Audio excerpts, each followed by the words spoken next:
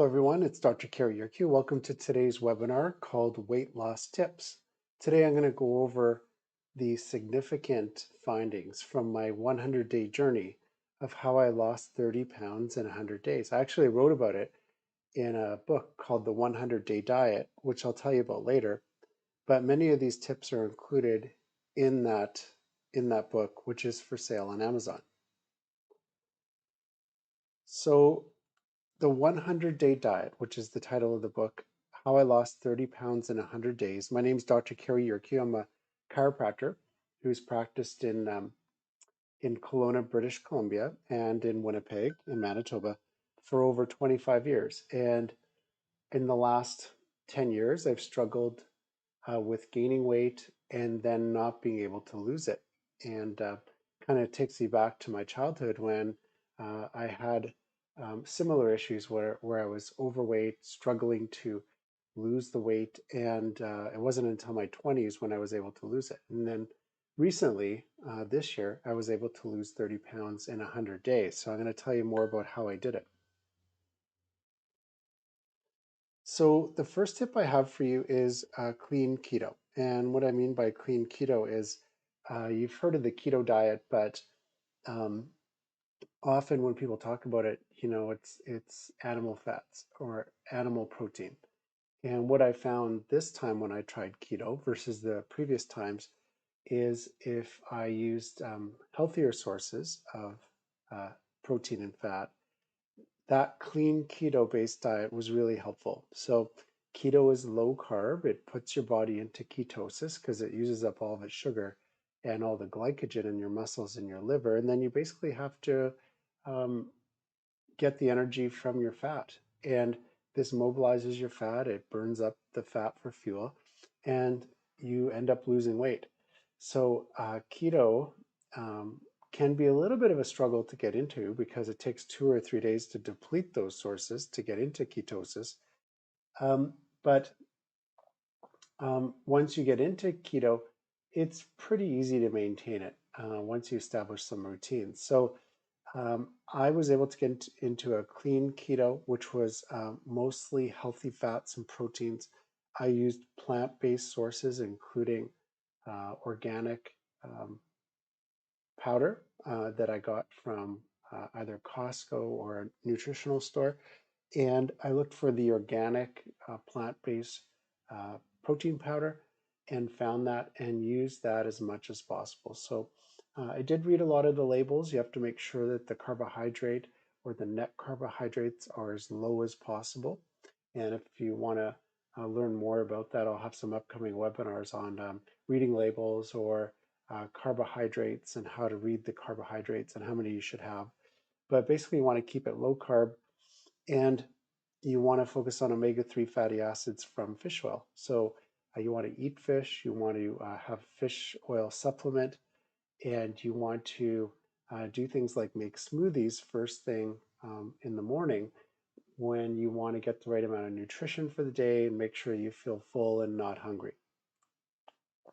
Intermittent fasting is another tip that I have for you, and I discovered this by accident. So as I was losing weight in the first 10 days of my diet, I wanted that weight loss to continue, and I was searching for ways to move it forward, and I was concerned I was going to get stuck. So when I started doing research into that, I found intermittent fasting, and I tried different types of fasts, but eventually settled in on the 16-8 method, which is I would start eating at 11 a.m. I'd finish eating by 7 p.m. That gave me an 8-hour window to eat, and then I wouldn't eat for 16 hours. And this further accentuates the body's ability to burn fat for fuel, but also kicks you into a process called autolysis. And autolysis is a method where the body uses its own waste products like damaged cells or cell products in the bloodstream for fuel. And you're allowed to have coffee, black coffee, water, and electrolytes. You could even have some soup stock or soup broth um, on a daily basis before you end your fast. So first thing in the morning when I would wake up, I would make myself some coffee, black coffee, a glass of water, put an electrolyte tablet in it, and that's how I would start my day, and I still do that to this day. For sleep, sleep is very important, and I would recommend getting 8 or more hours of sleep. You can do that continuously, or if your sleep is broken up, or if you have a short sleep, you want to take a nap to add to the time that you're sleeping. So if you only had 6 hours, you'd want to take a nap maybe an hour or two during the day, and that would get you to the 8 hours. So it is cumulative. You want to allow for a good sleep, so you want to wind down about 1 hour before you want to go to sleep, and you want to start to get some dim lighting in the room. You want to make the room a little cooler, a couple degrees cooler, um, and you really want to um, put away electronics and just get the environment conducive to sleep. What happens is melatonin starts to get secreted in the brain, and this signals the brain to shut down and go into sleep mode. If you can't do that very well, a supplement like melatonin might be good for you. You want to check with your doctor uh, for for all these recommendations to make sure that the keto, the fasting, the melatonin, all of these types of products that I used and what the method I used is suitable for you.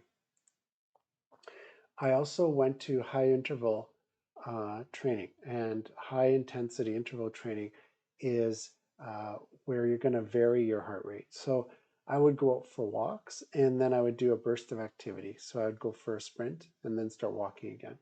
And I would do this like a 30-second walk, then a 10-second sprint, and then that would boost my metabolism. I would do this for about 20 to 30 minutes each day, usually in the morning, and then there'd be a carryover effect. So as the day progressed, or even going into the evening when I was sleeping, my body's metabolism was greater. So it's kind of like my engine was revving higher, and it was burning more fuel. And this helped me to lose weight as well.